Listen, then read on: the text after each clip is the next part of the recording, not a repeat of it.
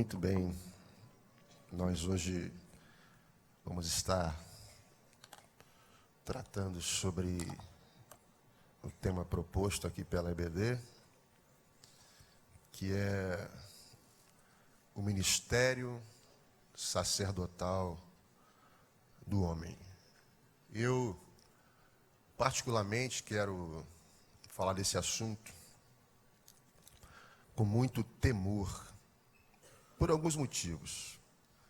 Primeiro, porque eu vou estar ensinando de coisas que eu preciso viver cotidianamente. Segundo, porque algumas coisas eu conheço na teoria, mas eu preciso me aprimorar na prática. Terceiro, porque eu não estou aqui apenas para ensinar, mas também para aprender com vocês. Quarto, algumas dessas coisas que nós vamos falar aqui, elas demandam tempo, levam tempo, mas precisam começar em algum ponto. E se Deus permitir, que comece hoje na sua vida e na minha vida. Quinto, é possível que alguns já estejam fazendo isso, já praticando isso. Se você está fazendo, se aprimore o que você já está fazendo. Se você não está fazendo, preste bastante atenção naquilo que vai ser falado aqui. Por que eu digo essas coisas aqui para você? Esses 6 pontos que eu coloquei iniciais. Porque nós estamos vivendo na pós-modernidade. E a pós-modernidade, irmãos, é uma das eras mais cruéis enfrentadas pelas famílias modernas. A pós-modernidade nos trouxe o enfraquecimento da pessoa do pai. A pós-modernidade desestabilizou as famílias. E a pós-modernidade, ela traz a morte social do pai. Mas o que é a pós-modernidade? Você escuta as pessoas falarem sobre pós-modernidade, prega, fala sobre pós-modernidade. Na realidade, a pós-modernidade é uma configuração cultural, cheia de novas ideologias, novas percepções filosóficas, vivida atualmente pela sociedade, que tem mudado o nosso mundo e a nossa forma de pensar e viver no mundo, nosso status quo da sociedade. Especialmente a partir da grandiosa revolução dos anos 70, que teve precedida pela década de 60, com aquela tríade satânica que surgiu na década de 60, sexo, drogas e rock and roll. Daí o mundo evoluiu e tornou-se uma grande aldeia, com a globalização. Todo mundo junto ao mesmo tempo. Ou seja, não há mais modelos a ser seguidos. E com isso, o mundo perdeu a sua referência. O mundo perdendo a referência, nós ficamos fragmentados, sem modelos, sem referências para serem seguidos. Hoje em dia, cada pessoa faz o que quer, onde quer, quando e como quer. Ou seja, há diferentes tendências. E aí os valores da família foram deixados de lado. E é a época em que o importante é ser feliz. É extravasar as suas vontades e os seus desejos. Esse é o mundo da pós-modernidade. Mas o que a Bíblia fala sobre isso? Como nós estamos inseridos nessa pós-modernidade? Porque a Bíblia é para nós o livro de regra, prática e conduta de fé.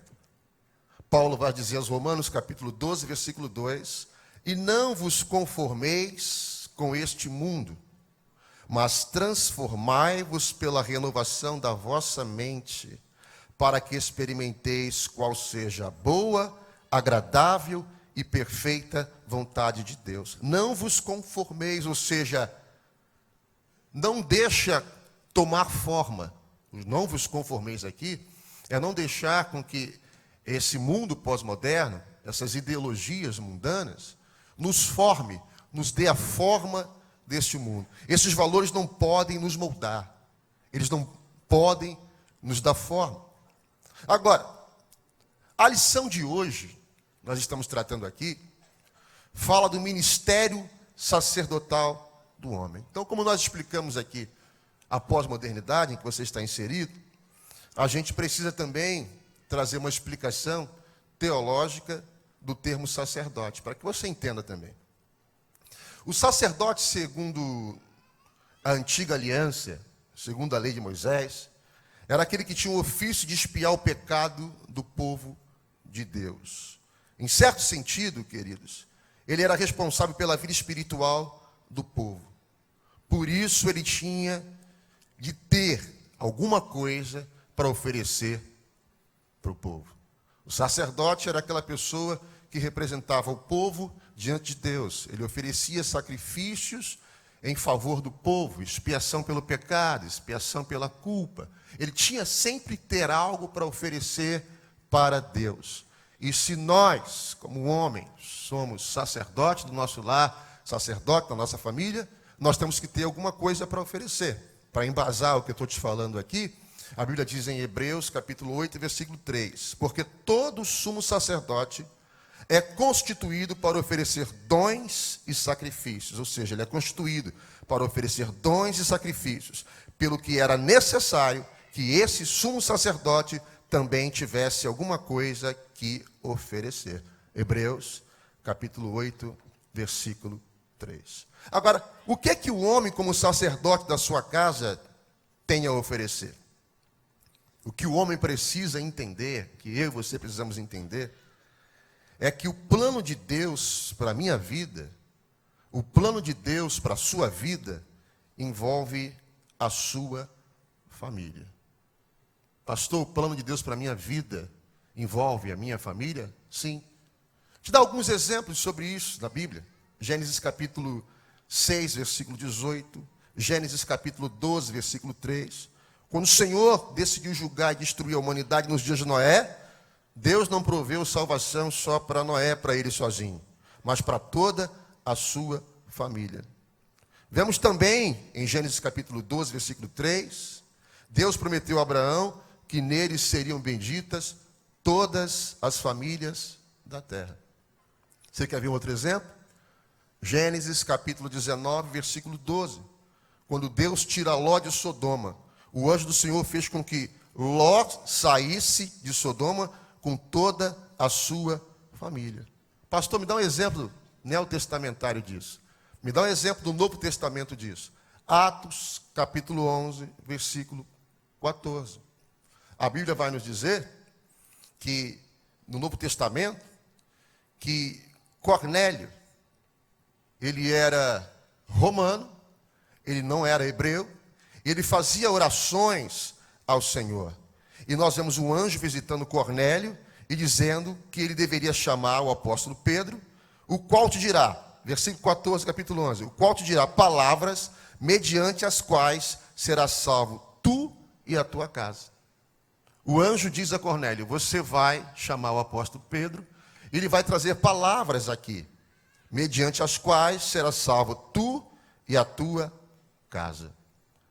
Uma outra passagem bíblica em que mostra que a obra de Deus, o que Deus tem para a minha vida não é só para mim, mas é para a minha família também, está em Josué, capítulo 24, versículo 15, que diz, mas se vos parece mal, o servirdes ao Senhor, escolhei hoje a quem haver de servir, se aos deuses a quem serviram vossos pais, que estavam além do rio, ou aos deuses dos amorreus, em cuja terra habitais.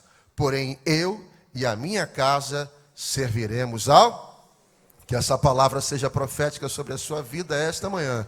Que você e a sua casa servirão ao Senhor. Então, se aquilo que Deus tem para a minha vida engloba toda a minha família, e eu, como sacerdote do meu lar, tenho essa função e esse privilégio, então eu aprendo que nenhum sucesso pessoal, por maior que seja, vai superar o fracasso na minha família.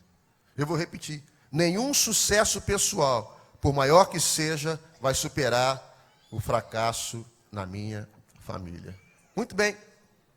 Agora, conhecendo o significado do termo sacerdote e sabendo do projeto de Deus para a sua família, eu queria falar com você hoje aqui um pouquinho sobre o primeiro sacerdote do lar, o primeiro sacerdote da casa, o primeiro homem chamado Adão. Mediante nosso entendimento como sacerdote do lar, e falando da primeira família, então nós temos a ideia de que Adão ele foi o primeiro sacerdote. Adão foi o sacerdote da casa dele. E a Bíblia diz em Gênesis capítulo 2, versículo 15: tomou, pois, o Senhor Deus ao homem e o colocou no jardim do Éden para o cultivar e para o proteger. Então Deus coloca Adão no jardim do Éden para cuidar do jardim e para guardar o jardim. Deus criou o homem e confiou a ele o governo de todas as coisas. Aí eu aprendo uma grande coisa aqui. Deus primeiro ensina o homem a ter responsabilidade. Deus ensina a Adão a liderar. Deus ensina a Adão a trabalhar. E Deus ensina a Adão a proteger. Só então, no versículo 22, é que Eva, ela é criada. Primeiro ele recebe todas as instruções. E por último, Deus criou a Eva. Então aqui nós vemos os papéis. Deus estabelece então o papel do homem. Ser sacerdote do lar. Aquele que tem a função de liderar, de amar e de proteger. E aí quando isso tudo é constituído, quando você tem uma ideia aqui de pós-modernidade, quando você tem uma ideia aqui de sacerdócio, como você tem a ideia aqui de um homem como sacerdote do seu lar, e eu comecei por Adão como o primeiro sacerdote dentre os homens na sua família, para que você tenha uma ideia daquilo que eu quero falar. Eu quero falar sobre a primeira crise familiar. Foi a crise que se instalou na família de Adão.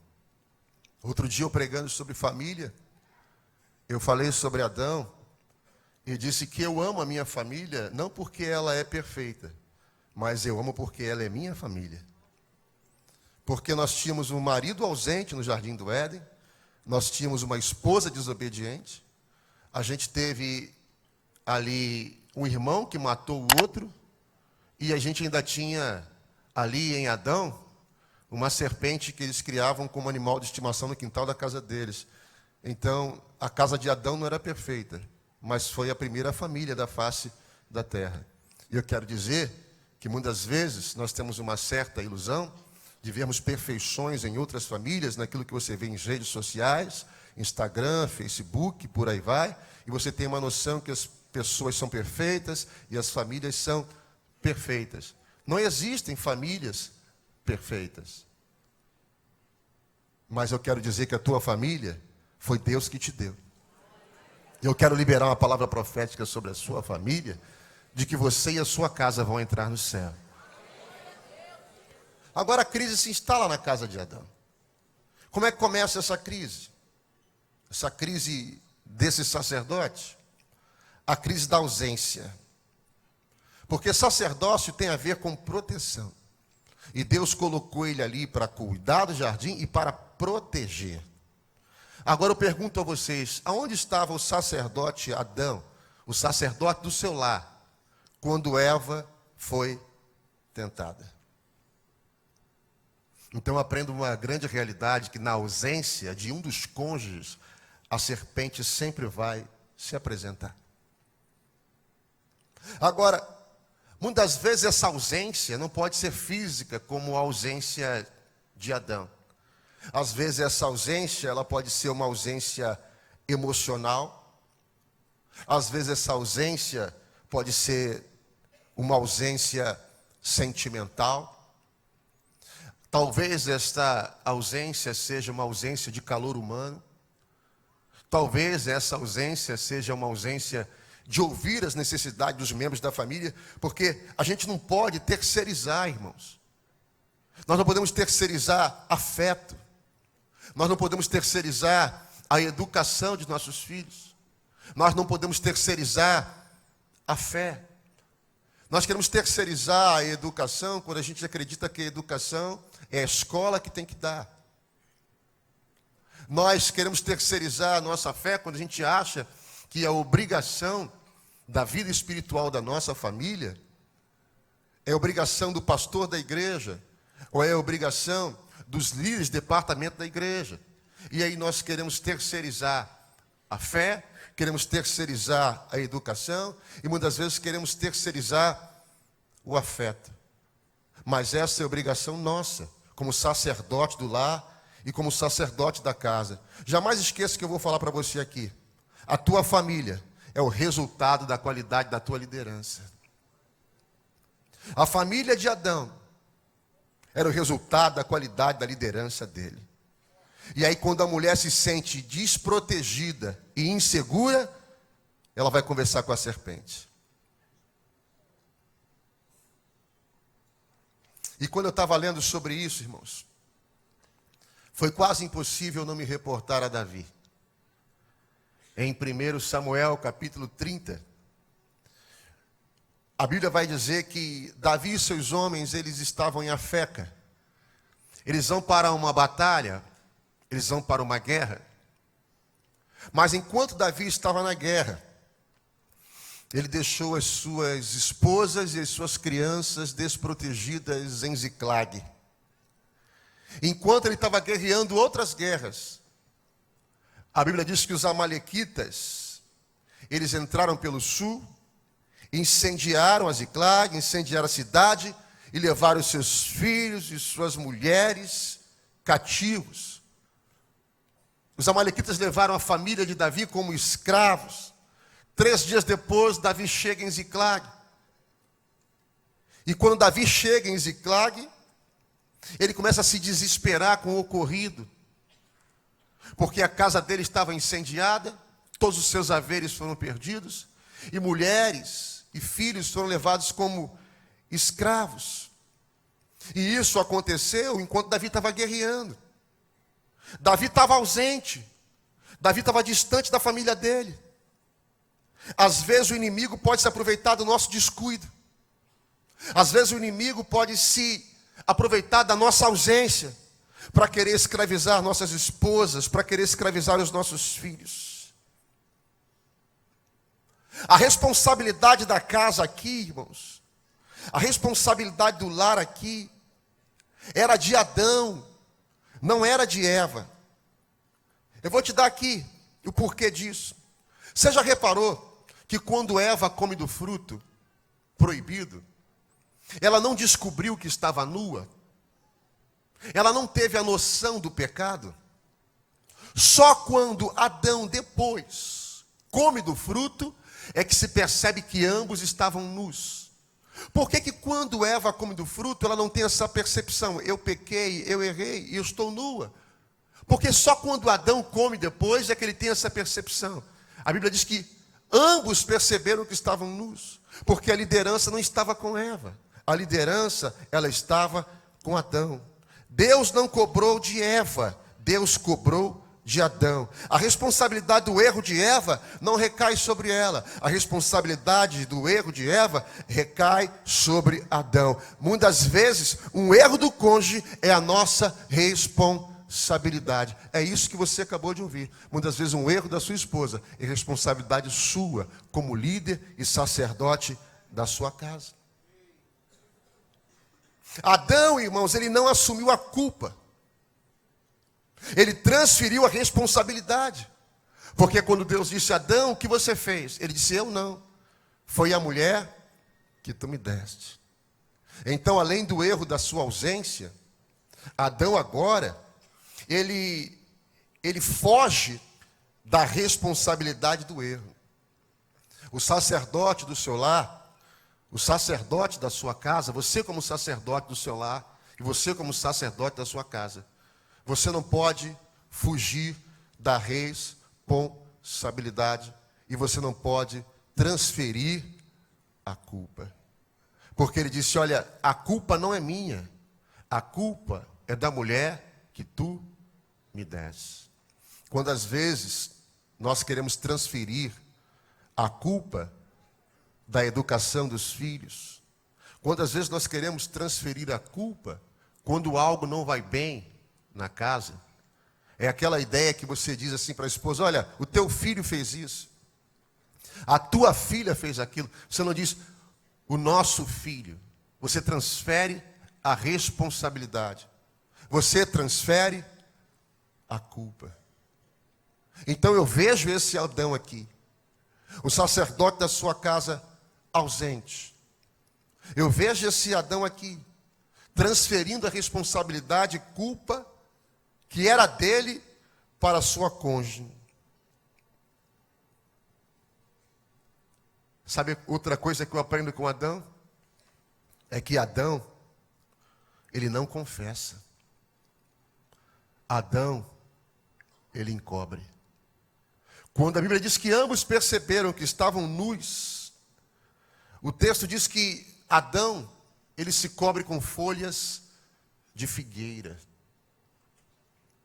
E a folha de figueira, teologicamente, significa a tentativa humana do homem se auto-justificar. Adão está dizendo para Deus: eu errei, mas eu mesmo dou o meu jeito. Eu errei, mas eu mesmo conserto. E a Bíblia diz que Deus tirou as folhas de figueira e os cobriu com pele de animais. E ali já apontava para o sacrifício de Jesus, porque a Bíblia diz que sem derramamento de sangue não há remissão de pecado. E se animais foram mortos para que eles fossem cobertos, sangue foi derramado. Adão tentou resolver as coisas do jeito dele. Não adianta você querer resolver as coisas do seu jeito, sacerdote do seu lar e da sua casa. Não adianta você querer esconder a culpa, porque a Bíblia diz que aquele que encobre as suas transgressões nunca prosperará, mas o que confessa e deixa alcançará misericórdia. É através da oração, é buscando a Deus com a sua família, é orando com a sua família, é com lágrimas, é com jejum, é estando na igreja, é ouvindo a voz do seu pastor. Não adianta você querer encobrir as coisas achando que o tempo vai resolver tudo.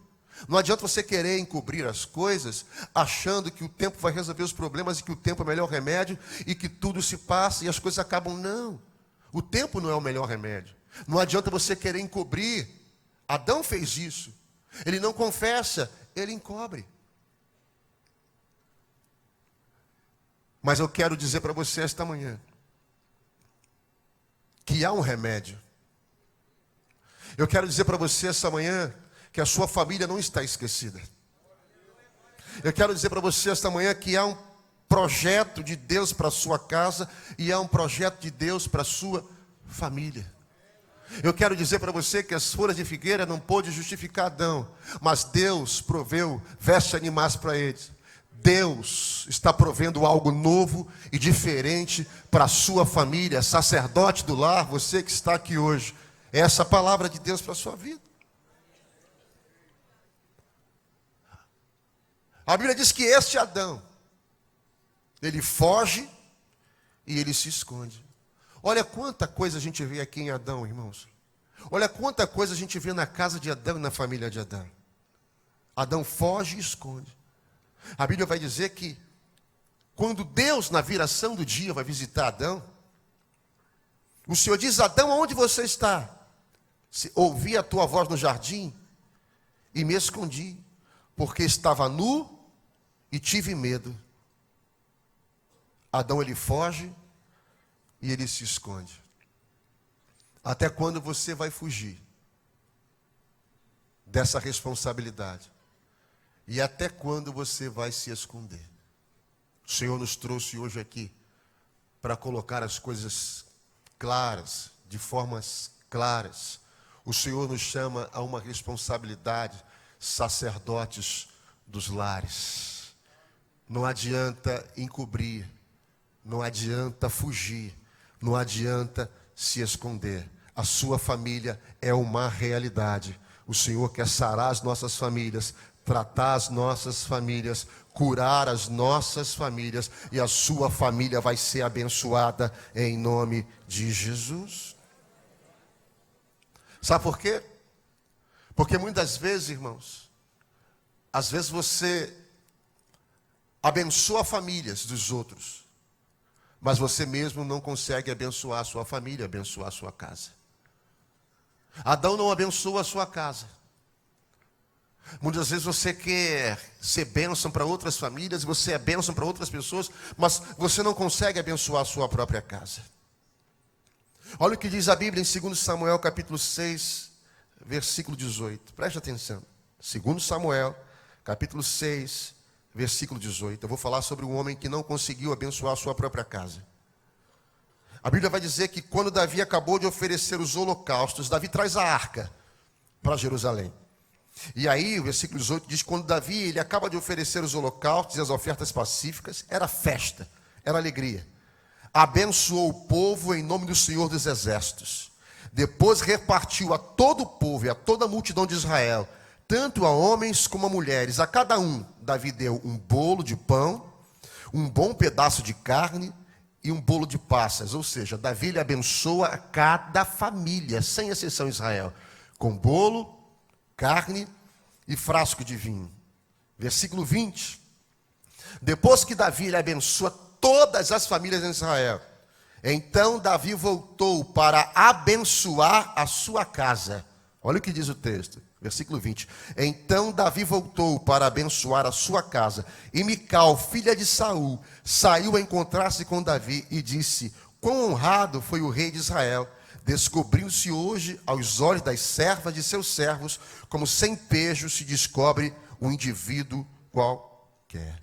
Você reparou que Davi ele abençoa todo o povo, mas não conseguiu abençoar a sua própria casa. Triste quando você é bênção para todo mundo, mas você não consegue abençoar a sua própria casa. Talvez você se sinta hoje aqui assim. Você seja bênção para as pessoas, bênção para a igreja, bênção para os amigos, bênçãos para os vizinhos, mas talvez você não consiga abençoar a sua própria casa. No caso de Davi, uma diferença conjugal. Quando Deus criou Adão, a Bíblia diz que ele colocou Eva como auxiliadora, como ajudadora. Mas quando Eva toma a decisão de comer o fruto proibido, ela deixa de ser auxiliadora e passa a ser líder, porque ela exerce uma função de liderança e não de auxiliadora, quando ela decide tomar uma decisão sem consultar o marido para fazer aquilo que Deus disse para que não fizesse. Ela sai da posição de auxiliadora e toma uma posição do homem, que era a posição de liderança. Quando Davi traz a arca para Jerusalém, Mical critica Davi. Preste atenção nisso. Ela critica Davi duramente. Mas Davi vai abençoar o povo. Ele passa o dia inteiro abençoando as famílias de Israel. Foi o tempo que aquela mulher teve para refletir, para pensar. Eu fui rude com meu marido. Eu critiquei o meu marido violentamente. Afinal de contas, ele só está se alegrando. E eu estou aqui cheio de ciúme, falando dele. Ela teve um tempo para refletir. Mas quando Davi chega tarde em casa, para abençoar a sua casa, ela não foi sábia.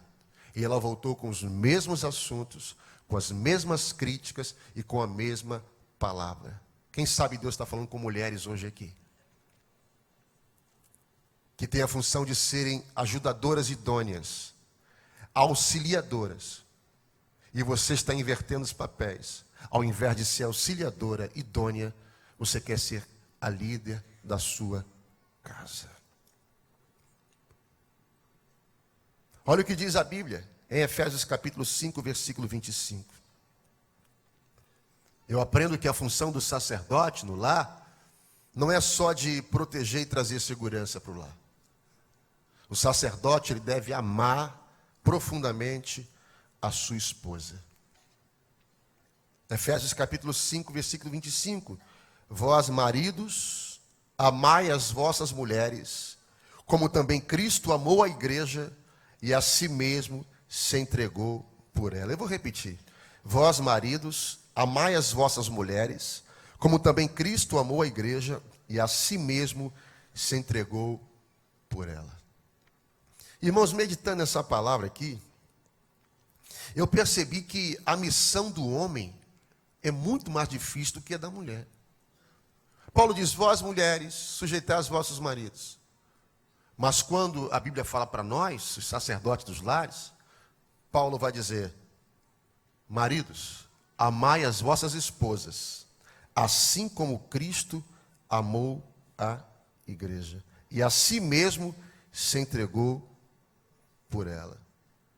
Irmãos, a mulher que ela é amada, que ela é atendida nas suas necessidades, a mulher que se sente provida, protegida, sejam sinceras, irmãs, essa mulher tem alguma dificuldade de se sujeitar a esse homem? É natural, é um princípio que Deus estabeleceu. Agora, quando a Bíblia diz para nós, amai as vossas esposas, assim como Cristo amou a igreja, irmãos, é um amor sacrificial. É o amor de sacrifício. Porque Cristo amou a igreja de forma sacrificial.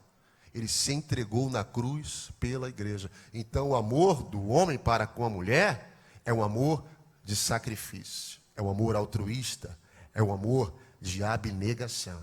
Você abrir mão de você para proteger e servir a sua própria esposa. Você tem se sacrificado por essa esposa? Ou você tem vivido uma vida egoísta, pensando somente em você, em agradar a você? Ou você tem vivido o amor pela sua esposa que a Bíblia diz? O amor sacrificial, o amor de entrega, o amor de abnegação. Mas não é só isso que eu aprendo.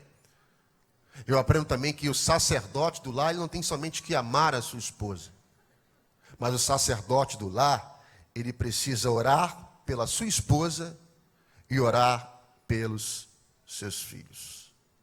A palavra de Deus nos mostra que Isaac, ele orava a Deus por Rebeca. Você conhece a história?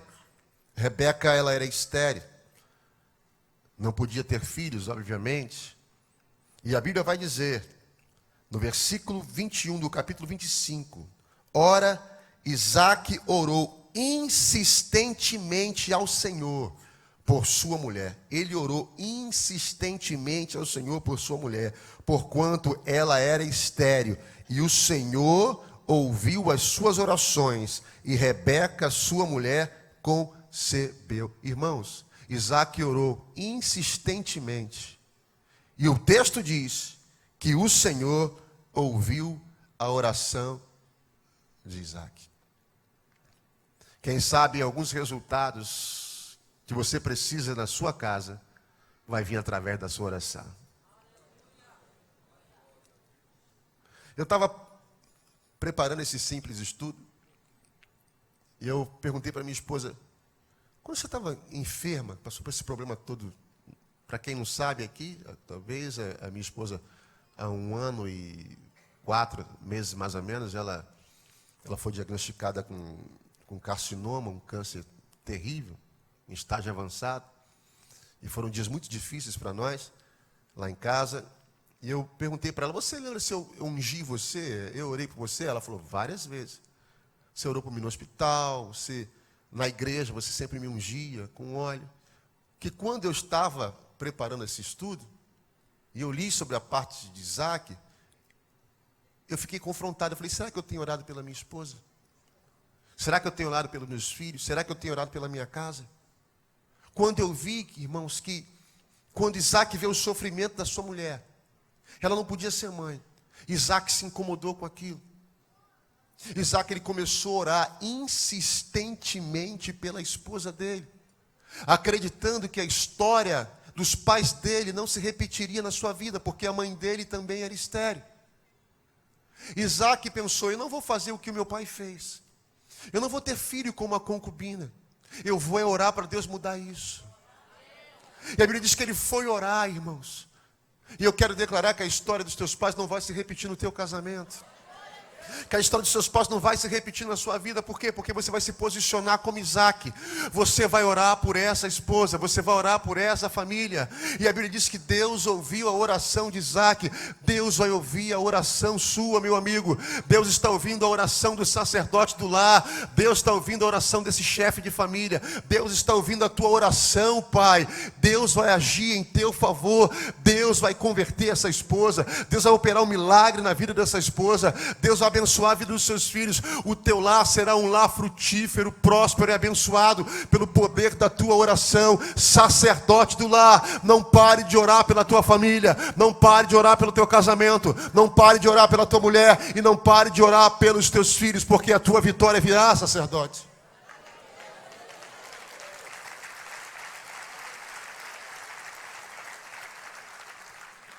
Ainda sobre esse assunto, olha o que a Bíblia diz, irmãos, que periodicamente, Jó, periodicamente, chamava os seus filhos para um culto e sacrificava ao Senhor em favor deles, com medo de os filhos terem pecado contra Deus. Jó capítulo 1, versículo 5. E sucedia que, tendo decorrido o turno de dias de seus banquetes dos filhos, enviava Jó e os santificava. E levantando-se de madrugada, oferecia holocaustos, segundo o número de todos eles. Pois dizia Jó: talvez meus filhos tenham pecado e blasfemado contra Deus no seu coração. Assim o fazia Jó continuamente. Jó orava pelos seus filhos. E aqui eu quero abrir um parênteses, não só para os sacerdotes, mas para as mães também aqui, né? Porque existem mães que talvez não tenham maridos crentes. Talvez tenha mulheres aqui hoje que sejam viúvas de marido vivo, ausentes. Eu quero dizer que o Senhor está ouvindo a sua oração. Não pare de orar por este filho. Não pare de orar por esta filha. A despeito do que as pessoas dizem, a despeito das circunstâncias, eu quero declarar aqui esta manhã, em forma de palavra profética, que o teu filho vai entrar no céu contigo. Que a tua filha vai entrar no céu contigo. Que isso vai passar, Deus vai mudar essas circunstâncias. A tua casa vai entrar no céu. Você recebe essa palavra, pode dizer um amém? Não pare de orar pelo seu filho. E não pare de orar por essa filha. Mas eu também aprendo, irmãos, que o homem como sacerdote do seu lar, como sacerdote da sua casa, esse homem tem que ser exemplo. Exemplo. Não adianta você querer que os seus filhos venham para a igreja se você não vem para a igreja. Não adianta você querer que os seus filhos leiam a Bíblia se você não lê a Bíblia. Não adianta você querer que os seus filhos orem se eles nunca viram você orando. Você pode instruir, como Provérbios capítulo 22, versículo 6. Ensina a criança no caminho que deve andar, e ainda que for velho, não vai se desviar dele. Mas se você não for exemplo, de nada isso adianta. Alguém disse uma certa vez, que se um pai for deixar um legado para um filho, ele vai deixar essas três coisas: exemplo, exemplo e exemplo. Que você possa ser um exemplo de sacerdote, um exemplo de pai, um exemplo de chefe de família, um exemplo de homem de Deus para a sua casa. Eu trago essa breve e simples palavra para todos vocês aqui esta manhã. E que o Senhor possa abençoar a sua família. Que o Senhor possa abençoar a sua casa. Bem como tudo aquilo que é teu. Nesses dias difíceis, nesses dias de turbulência, nossa casa, como um barco, vai navegar sobre estas águas e Deus vai nos conduzir a um porto seguro. A tua família é uma bênção, a tua casa é uma bênção. Deus te abençoe em o nome de Jesus. Amém.